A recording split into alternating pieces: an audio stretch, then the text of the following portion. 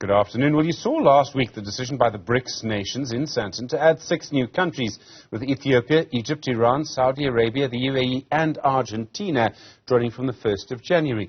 Then there were the other resolutions around development, an attempt to move towards a new multipolar world. But there are still questions about what will happen and whether this will really lead to more development for the Brics nations. Professor Karin Costa Vasquez is a professor at the Jindal Global University. She studies Brics very closely. Professor, good afternoon to you and thank you for your time. You've asked before whether Brics can lead to what you call a new development paradigm, whether it really leads to a different type of development in the global south. Do you think after last week's summit it's beginning to answer that question? Thank you very much, Stephen. It's always a great pleasure to be on the show. And yes, I believe we are on the pathway for this change. And especially after the summit last week, I believe that one of the main outcomes is probably the realization that 15 years ago, when the BRICS was created, there was a group of fast-growing economies who demanded a more equal and representative multilateral system. And now these countries, they have matured to a point in which they're not only capable of offering alternatives, but also welcoming new members who share this vision. My sense that going forward, this expanded group will give traction to some of the platforms that the BRICS have already created, like the New Development Bank and the Contingent Reserve Agreement, but also possibly new ones, new platforms that are being developed, including the BRICS payment system in local currencies. That was another major topic in the discussions last week. So I believe these are some of the very concrete outcomes of this meeting that points us towards change in the way of doing international relations and how the new order is being shaped. I mean, there are a whole lot of things here. Some of it is, as you point to, the financial mechanism. So we have the New Development Bank, the promise that more lending, more trade will be done in local currencies. Do you think that's actually going to happen? It's quite a slow process in a way. Well, it's a transition, and as in any transition of this magnitude, I wouldn't be surprised that a change takes a slow pace, and it could even be interpreted as a good sign. And why? Let's remember that all decisions within the BRICS are made by consensus. And with so many different countries, of course, reaching consensus, it's more difficult and it takes time. But once consensus is reached, decisions have a very strong foundation to move forward. This is what happened back in 2012 when the BRICS leaders in the summit in India tasked their ministers of finance to study the proposal for creating a new development bank. And 2 years later, the BRICS Bank, the New Development Bank, was created alongside with the Contingent Reserve Agreement. And now we have 2 very strong mechanisms to provide liquidity, working similar as the International Monetary Fund, the IMF, and the New Development Bank working similarly as the World Bank in financing infrastructure projects. So these are some of the examples that, yes, these transitions, these changes, they take time. If we take the historical perspective, for instance, we could say that every change in currency took at least half a century. So if we've managed to come this far in 15 years, it's quite a good progress, I would say. You talk about consensus and how important that is, and obviously you're correct. If everyone agrees on something, you know, if the entire football team agrees on a strategy, well then that strategy is easy to implement. But it's easy to do that when you've got 5 countries. It's much harder, isn't it, when you have 11? That's right. But at the end of the day, such a BRICS platform for payments in local currencies, they're envisioned by all of them, regardless of whatever region these countries are or their income level. This is a mechanism that is strongly needed in 2023. And there are already several bilateral agreements, not only within BRICS countries. Brazil and China, for instance, were two of the BRICS countries that signed very recently a bilateral agreement for transactions in local currencies in renminbi and reais. But we have also similar agreements between Russia and India, between Russia and other countries in Latin America. We have many other examples even outside the BRICS countries. So this is all pointing that, yes, reaching a concrete proposal for the creation of a platform that works for 5 members is difficult, for 11 members is difficult. But my sense is that this platform could build on these bilateral agreements that already exist and form an ecosystem or a platform that it's open for the new members to join as they wish. So starting with the bilateral agreements that are being signed within the 5 BRICS countries, the original BRICS countries, and possibly including in the future the new members.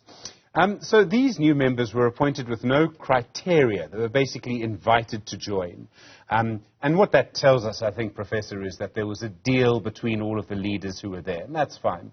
But now there will have to be some kind of criteria, and will drawing up that criteria to take BRICS past 11 members actually be quite a difficult thing to do, because you can't just make political decisions if you have criteria. Right. I think at the end of the day, it's a mix of both. And I'm quoting our national advisor to the president, Ambassador Salsamudin, who recently in an interview said that we choose the countries and then we find the criteria. At the end of the day, I think it's a combination of both. If you think of criteria in 3 levels, for example, the first one, you would certainly want to admit countries who share the vision of the 5 members. And the vision that founded the BRICS and still accompany the BRICS is the desire of these countries to have a more representative, to have a more inclusive multilateral system. This was valid in 2009 and remains valid in 2023. I think a second level, if you're probably looking at countries that have large economies or fast-growing economies, so that they're representative of the emerging economies of the world, right? And also alongside, you would look for some regional representation.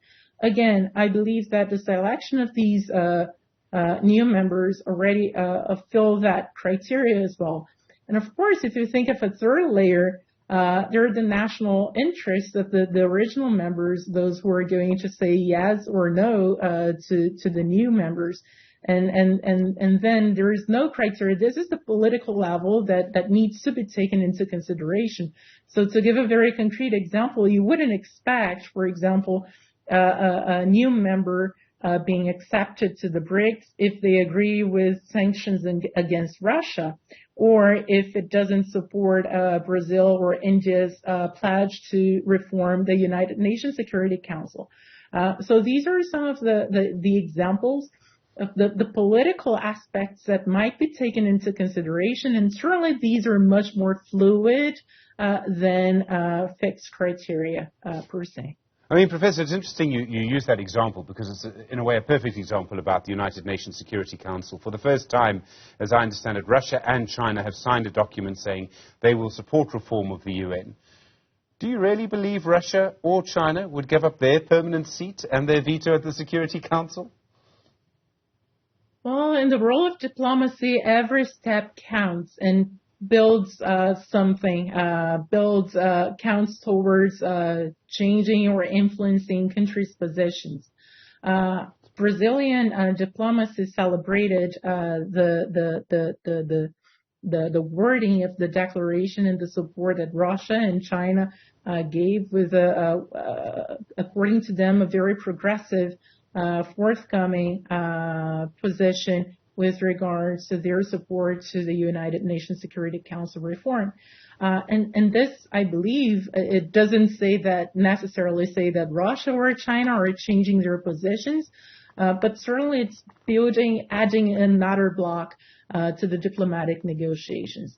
And I believe that this gives also another very interesting insight as to the fact that regardless of the size of the country, yes, different countries, they come to the table with a more assertive negotiation position.